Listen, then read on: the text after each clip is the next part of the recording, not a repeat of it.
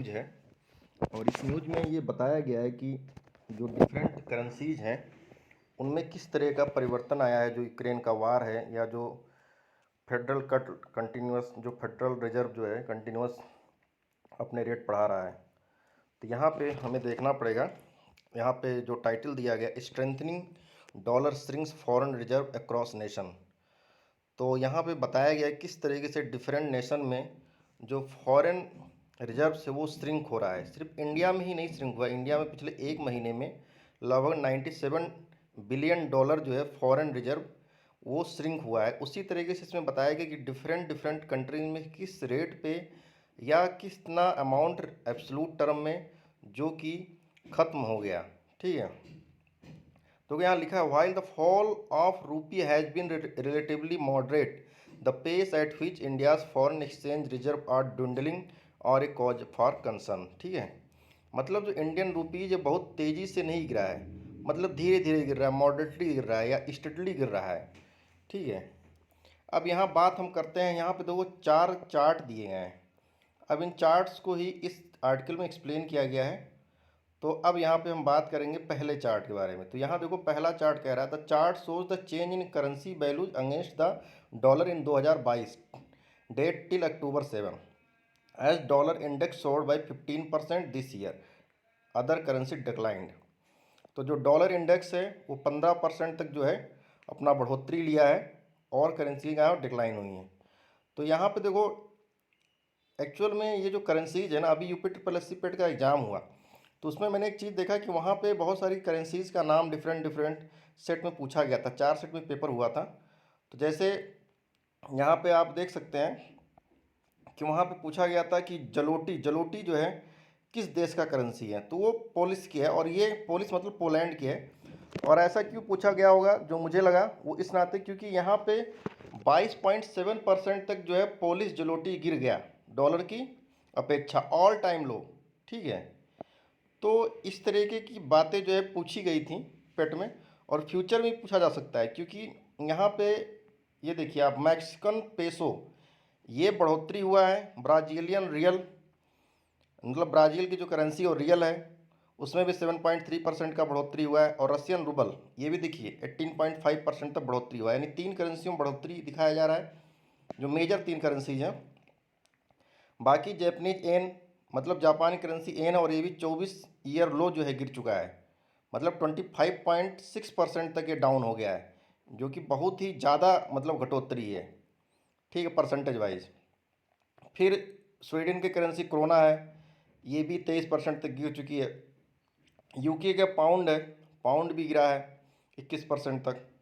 Korean Korean का own, तो ये सारी जो करेंसीज का नाम याद रखना है क्योंकि फ्यूचर में पीसीएस वगैरह एग्जाम में ये सारी करेंसीज पूछी जा सकती है। क्योंकि मैंने यूपी ट्रिपल एस सी पेट में देखा कि वहाँ पे करेंसीज का नाम पूछा गया था।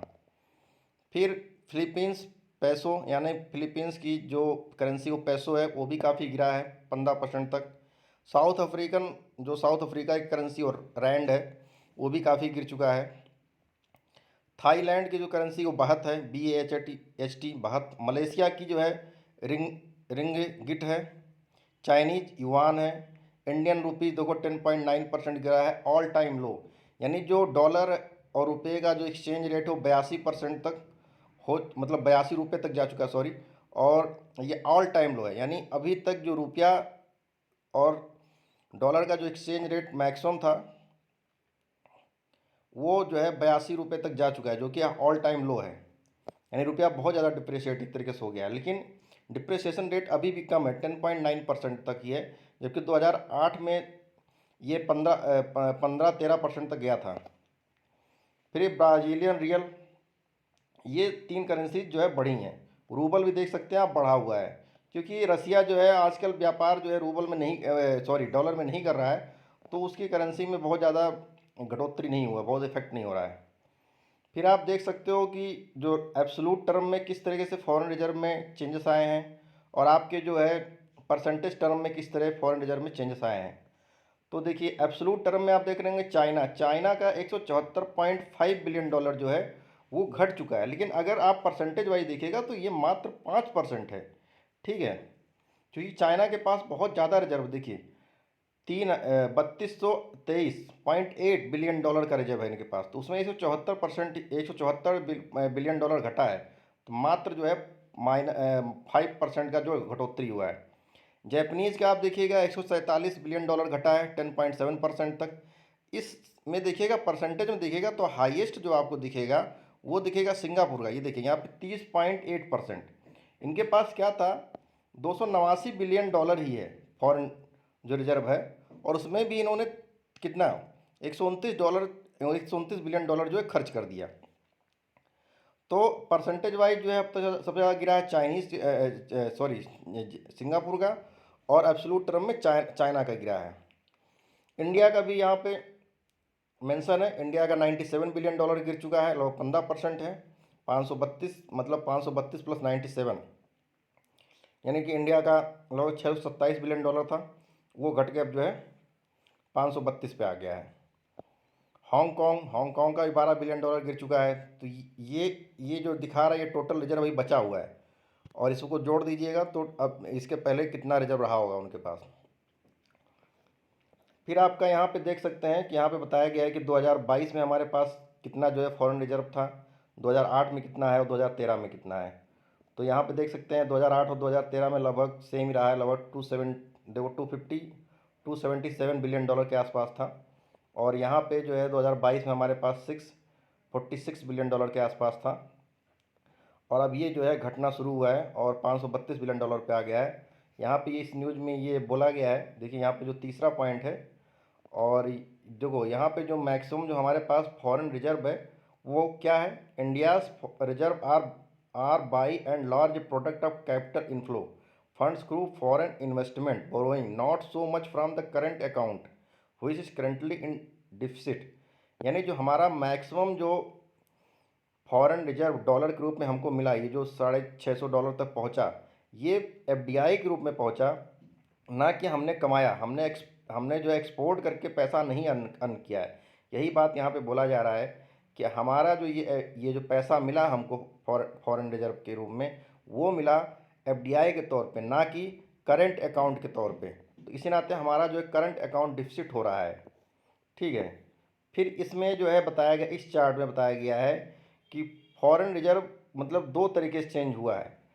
एक तो बैलेंस ऑफ पेमेंट की वजह से, बीओपी की वजह से, और दूसरा जो है थ्रू वैल्यूएशन लॉस और गेन। देखो वैल्यूएशन लॉस और गेन इस सेंस में है कि जैसे अभी 82 रुपया डॉलर हो गई, 82 रुपया $1 की कीमत हो गई, तो उस सेंस में कितना गिरा। और जो हमने पेमेंट किया, बैलेंस ऑफ पेमेंट जो किया मैंने चीज़ों को, सर्विसेज को लेने के लिए, उस रूप में हमारा कितना फॉरेन रिजर्व खाली हुआ है। तो यहाँ पे आप देख सकते हैं कि लगभग यहाँ पे आपको दिख रहा होगा कि 80 और 100 के बीच में है, यानी लगभग 90 बिलियन डॉलर के आसपास जो हमारा ये खर्च हुआ है change in foreign exchange reserve, ठीक है। और ये किसकी वजह से हुआ है, ये हुआ बैलेंस ऑफ पेमेंट, यानी $90 के आसपास बैलेंस ऑफ पेमेंट के रूप में हमने दिया है। और लगभग यहाँ पे आप देख सकते हैं कि 4.6 यानी 6-7 बिलियन डॉलर के रेंज में आपने जो आपका वैल्यूएशन जो गिरा है उसकी वजह से लॉसेस हुए हैं। तो टोटल 97 बिलियन डॉलर जो है लगभग एक महीने के अंदर ही हमको लॉस हो गया। और यहाँ पे एक चीज़ और मेंशन की गई है कि हमारे पास जो कंटिन्यूअस, जो पहले हमारे पास लगभग फॉरेन रिजर्व जो है 15 महीने का था, ठीक है, वो घट के अब हमारे पास सिर्फ 9 महीने का बचा है। तो ये बात भी है कि हमारे पास सिर्फ 9 महीने का ही फॉरेन रिजर्व बचा हुआ है। तो बहुत अभी चिंता करने की बात तो नहीं है, लेकिन हाँ फ्यूचर में जो है ये दिक्कतें हो सकती हैं। तो अगर मेरा आर्टिकल आपको अच्छा लगा हो तो ज़रूर लाइक एंड सब्सक्राइब करें। थैंक यू, धन्यवाद।